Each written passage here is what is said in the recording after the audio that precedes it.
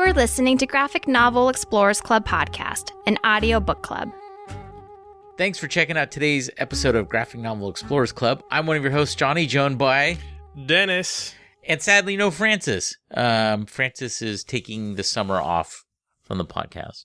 So, no Francis. But today we are discussing, well, I'll let you describe this, Dennis. We're doing a little something different this summer. We're trying some experiments. And in this case, I was by Dimple Records, and they happen to have what they call a grab bag of comics. Specifically, the bag says, grab bag, amazing. Every bag is different, surprise inside. So it's a blind bag of about 4 comics, $1 a piece. And it's basically a grab bag of a variety of comics from different eras. In particular, we've opened, I don't know how many, Johnny, 5, 8? 5 of these bags that contain 5 or 6 comics in them? Yeah, about 4 each. And then something from the 80s, some in the 90s, some more recent name brand, DC, Marvel, Image Comics, Malibu Comics, comics I've never heard of. Just basically a variety pack. It actually reminds me a lot of when my family would go on vacation and we'd go to a grocery store and they have something like this, but usually it was from one, like Marvel or something like that. Yeah, one publisher. Right, and it'd be like this little plastic bag. You see the front comic and then you see the back. Yeah, the front one was the good one. Right, exactly, and everything else was shit. But, I mean, it was amazing because for like $1 or like 2 or whatever, you get maybe 4 or 5 comics. And that's primarily, honestly, how I was introduced to comics. I wouldn't necessarily introduce my kid to these comics just because, as we've found out going through some of these comics, the ratings are all over the place. Some are just your normal comic books. Some have nudity and sex. So don't necessarily just give a bag to your kid and assume that they can get something wholesome. And yes, as Dennis had mentioned, this is our summer special. These are kind of, last year we experimented with doing the entire Preacher series, which maybe it worked, maybe it didn't. I'd say it worked. I like our dramatic recreation. So if you haven't caught that series yet, I highly recommend it. Yes, our recaps at the beginning of each episode were phenomenal. So normally we would say we hope you've already read this title today because all 3 of us have, but these are pretty hard to come by. Right. One of the ones we're going to talk about is an Adventures, book from 1980, July of 1980. It's just a one-off. It seems to be kind of a behind-the-scenes look into the Avengers. It's really weird. The title. It almost looks like it's selling the book, right? Yeah, so it's Untold Stories. Avengers After Hours. But the elevator incident. Miss Marvel's shocking surprise. And it's all just part of the prelude of the War Devil. It kind of does spoil everything. It's basically bookmarks of the main plots of the story, surprisingly. It's all... Oh, these are all... That's all in there. I know, but these are all side stories of the War Devil? Are you familiar with the War Devil? I have no idea. We'll get into it, but it's the Red Ronin. Oh, that's the same person. Okay. Yeah, it's almost like it's all the boring shit that nobody wants to know about the Avengers. This is really surprising comic. Let me tell you. I was excited to read this comic. It was 1980s. I've never read an early version of the Avengers, and really surprising. You want to get into it? This is like the height of Chris Claremont running the X-Men. Oh, yeah. Considered some of the best overall storytelling of any Marvel series. Right. This isn't the Silver Age. This is definitely 1980s. You would think it's, the apex of Marvel. But here we have, the story starts off with the Mighty Avengers stuck in an elevator. The cover wasn't lying. Yeah, they are stuck in an elevator, and they're all trying to... They're trying to give Iron Man, because they don't know he's Tony Stark. Yeah. They're trying to give Iron Man room to basically fix the elevator. With his laser finger. Right.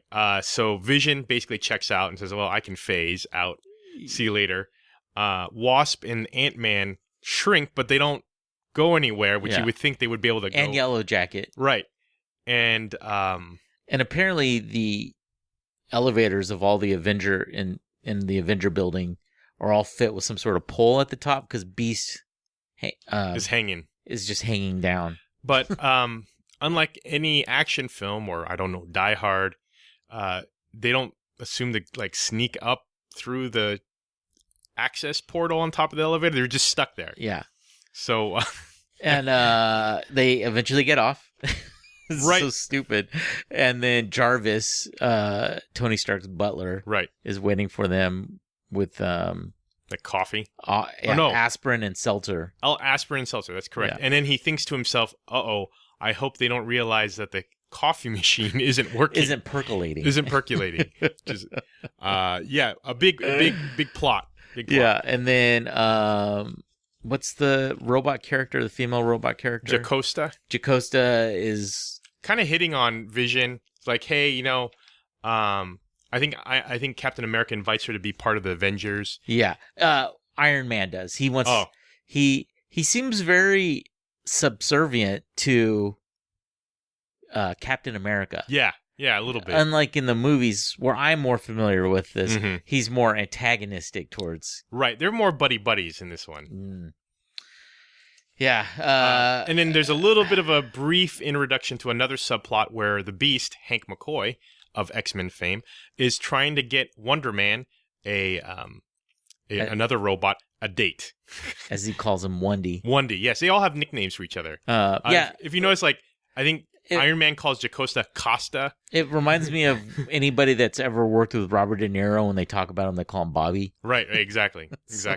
Everyone's really, like, casual. Yeah. And then Red Ronin.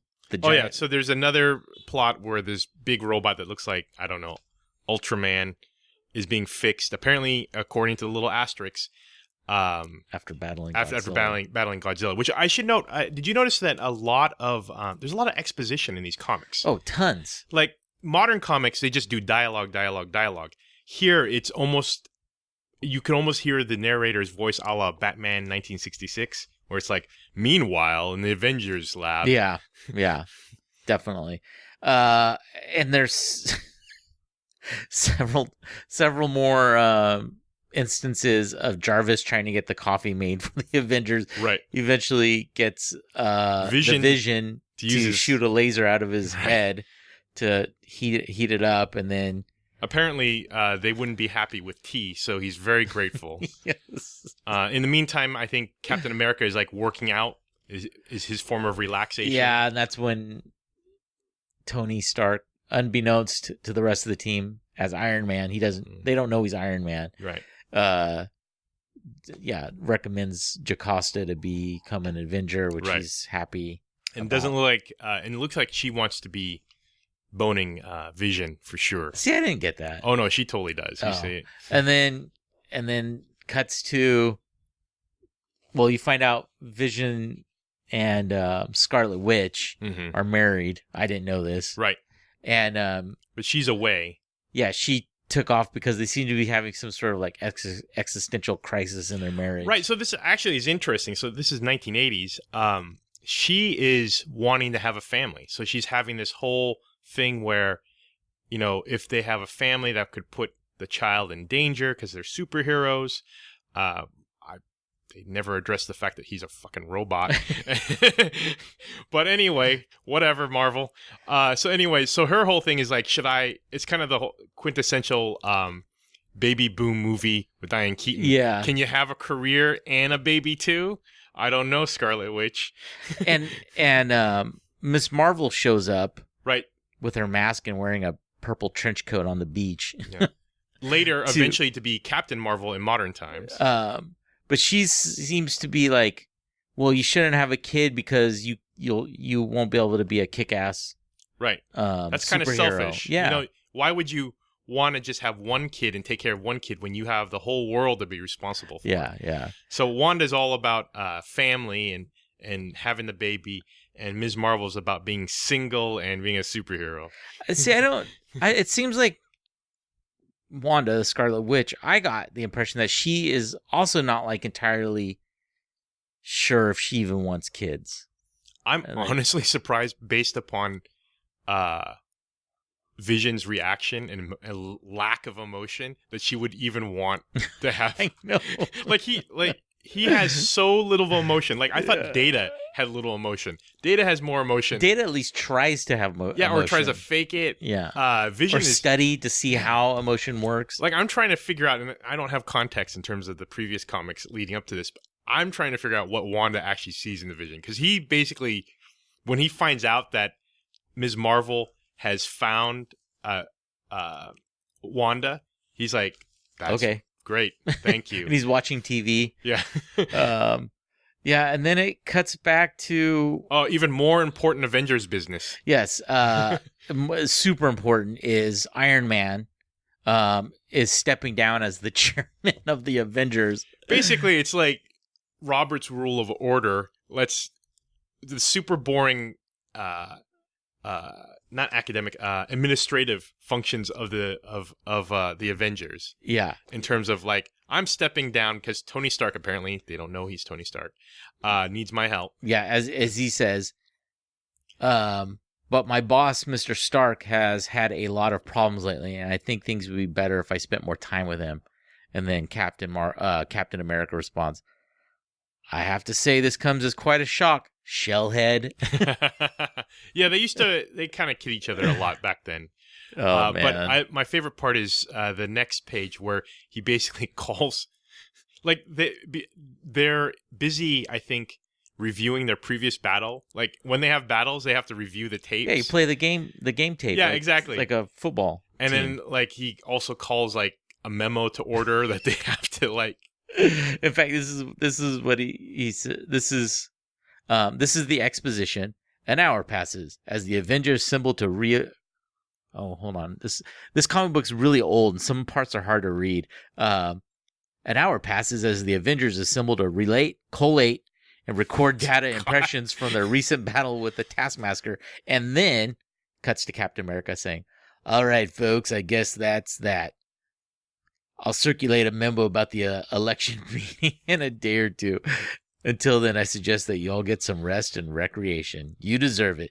Meeting adjourned." And wow, superhero work in the 80s was really fucking boring. And really, like, there's a lot of forms to fill out. I want to know, in the writer's room... They were high on cocaine, I guarantee you. When they were doing the pitch for this, it was like, oh, you know what? The kids are going to want to read about is Tony Stark stepping down as the chairman and how they're going to elect someone to that position. Kids are dying to know about that. Oh, man. I'm just... There's like no fighting in this book. Nothing. And then I can't wait for the kids to remember. Oh, man. You remember when Jarvis had to get the coffee? Heat it up. And thank God the Vision. Remember when he had all those problems getting the coffee? I really hope they kind of incorporate that into the cinematic universe. Oh, yes. That's Avengers 4. That's going to be a big part of it.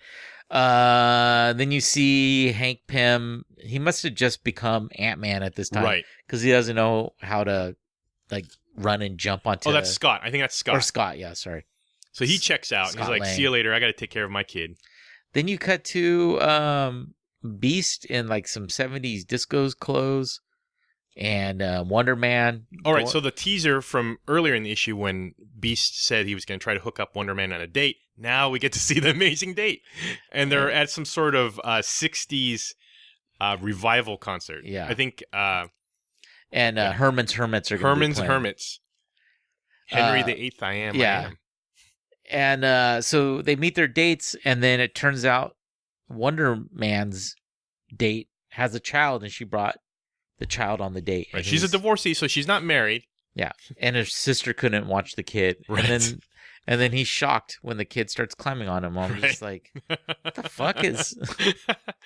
No personal space. And then you get to the end of the story. This is a really quick read. I would be so pissed if I was a kid. How much did you pay for this? I mean, how much was the issue back then? 40 cents. 40 cents. I would be pissed. So this is probably the equivalent of like $4 or $5 nowadays. I would definitely want my 40 cents back.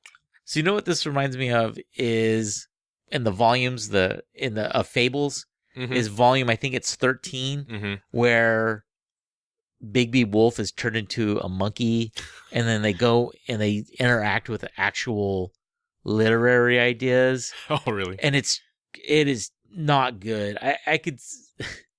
It's such a departure from the rest of the story, and it's just like I almost felt like it was really self-indulgent writing.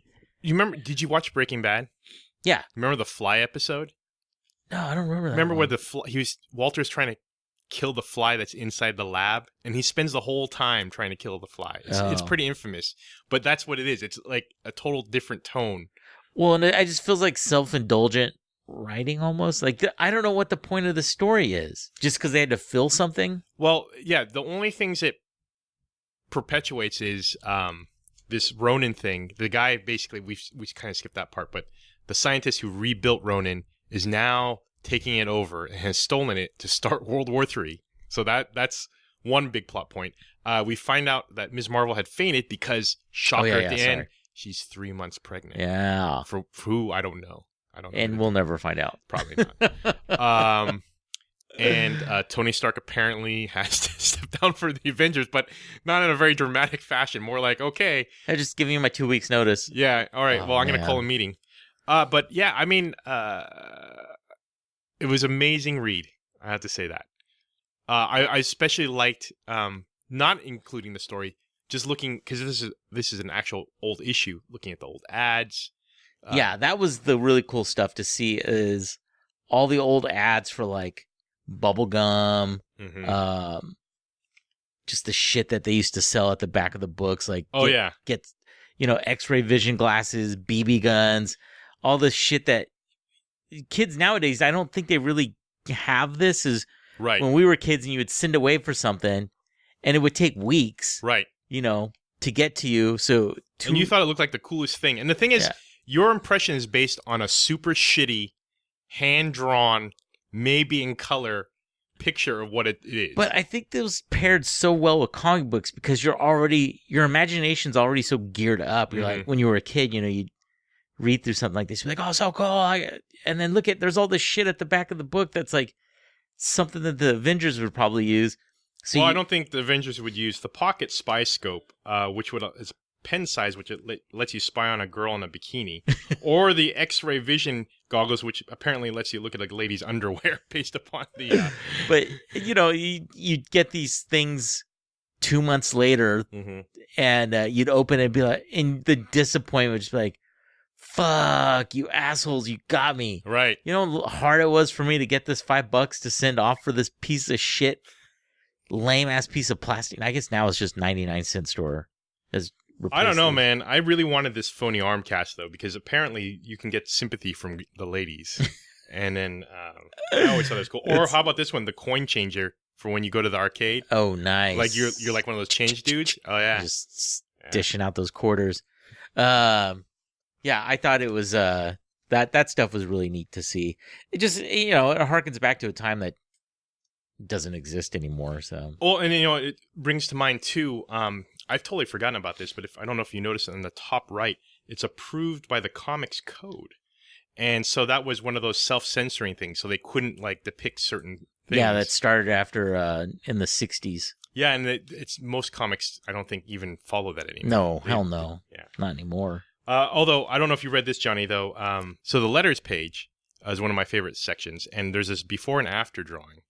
And it depicts the original picture, which is a guy who looks like he's white, but then he's drawn as African-American in the after. And I was like, what? What's going on here? So I read the letter. No, I didn't read that. So here, I'm going to read the letter to you. Oh, no. So here's from the reader. Dear Marvel, Battleground Pittsburgh was definitely a horse of a different color. You changed the whole complexion of the comic by changing Joe Conroy from a white man to a black man. So, and that's signed Robert Becker and Chris Becker. And then Marvel writes back, you noticed that, did you? Actually, so did I when I saw an early copy of Avengers number 192, fresh off the presses. You can imagine how my face changed from white to purple when I saw the man to whom I had given a quote-unquote black dialect looking as white as a sheet in the Axion ad. Obviously, there was a mix-up. But the end result was that quite a number of faces at Marvel turned red with embarrassment. Oh, man. Yeah, I don't think they would respond quite that way with quote-unquote black dialect. But I thought overall the value of $1 for these comics was pretty amazing. Yeah, it's pretty cool. It's neat to see. One of the things Dennis and I were talking about before is just how bland a lot of the drawings are in these books. Mm-hmm. They're not very complicated. They're very simple. It's just like, quick, get the shit out. We got to get this out the door into the kids' hands again next week. But then to compare to the 90s comics we ended up getting, which was super aggro muscles. Yeah. Everyone had metal armbands and metal face jaw parts and super long legs, super buff torso. Yeah. Just overly drawn. Yeah, we got a few Wildcat comics, some Image comics that were pretty interesting. Yeah. The Brigade. The Regulators. Oh, I like this. This is one of my favorites, the Regulators. This guy is basically almost like every trope. He's got a ponytail. He's got like almost like a Ghost Rider chains around his for a belt.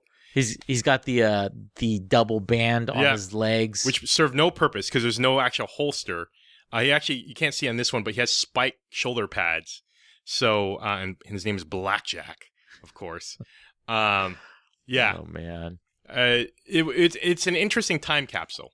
And then one interesting comic that I know Johnny had found was one I want to find out more about was a DC comic called Angel Love. And I briefly looked at it, but one of the things talks about her, I guess, discovering cocaine. So I want to read more about this. What year was that from, though? Because that might have been like the tail end of the Just Say No. 86. Oh, that was smack in the middle of Just Say No. Well, the thing is that I think this is, from what I read a little bit about, it's almost, imagine Sex in the City, but in the comic book world. So it was written by a woman, and it deals with sex, relationships, and drugs. So cocaine. What one thing we forgot to talk about, this going back to this Avengers book, is just how like the story is terrible. Right. The character interactions are god awful. It's a pretty dumb fucking story, a waste of time. They spend 6 pages in that elevator. Yeah. You know that.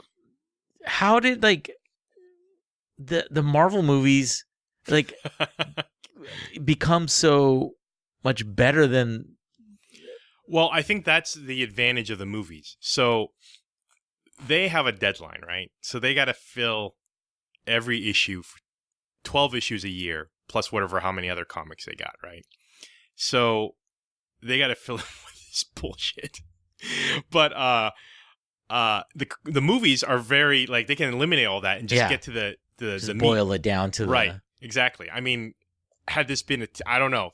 Honestly, sometimes if you watch some of the Marvel TV shows, even the modern ones, some of them kind of have the whole stuck in the elevator kind of feel to it. And like, and that's probably the trouble when you're trying to fill 22 episodes of something, right? You know, which is why even 13 with the Netflix, I would argue, and you've seen more than I have in some cases, but I would argue some of the shows could be pared down to probably 8 episodes of meat. Oh yeah. And like the Defenders should have been like 4 episodes. Yeah. And 13 seems like not that much, especially compared to the 22 that's normally for broadcast TV. But there's just too much fluff. They always have a road trip. They always do something else.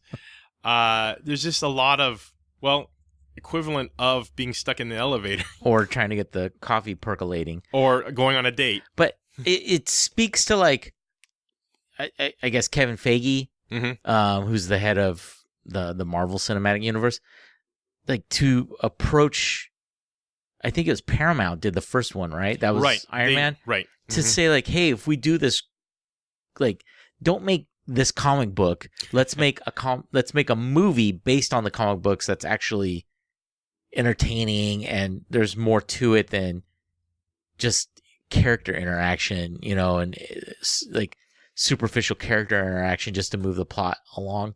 Not saying that the Marvel movies are, you know, great cinema, but they're way better than this comic book. Well, and especially Iron Man for that time, and we're stepping away from the comics a bit, but I think about Iron Man, and I think about the other superhero films that had come out at that time, or a little bit before then.